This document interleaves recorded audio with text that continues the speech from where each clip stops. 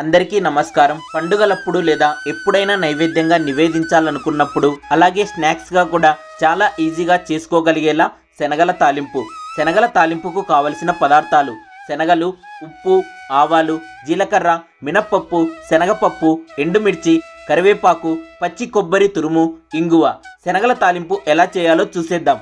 ముందుగా ఒక కప్పు శనగలను గిన్నెలో వేసుకొని నీళ్లు పోసి 2 సార్లు శుభ్రంగా కడిగి నీళ్లు పోసి 6 నుండి 8 గంటలు లేదా రాత్రంతా నానబెట్టుకోవాలి. ఇలా నానబెట్టుకోవడం వలన శనగలు బాగా ఉడుకుతాయి.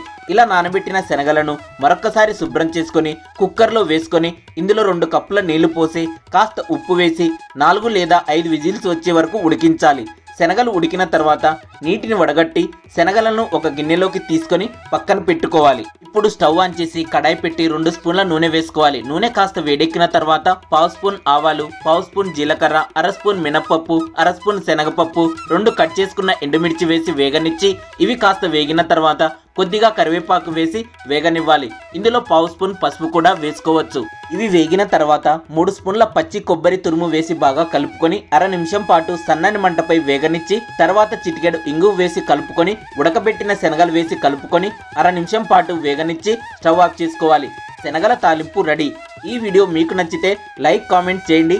మన ఛానల్ను ఫస్ట్ టైం చూస్తున్న వారు తప్పకుండా సబ్స్క్రైబ్ చేసుకోగలరు. Thank you.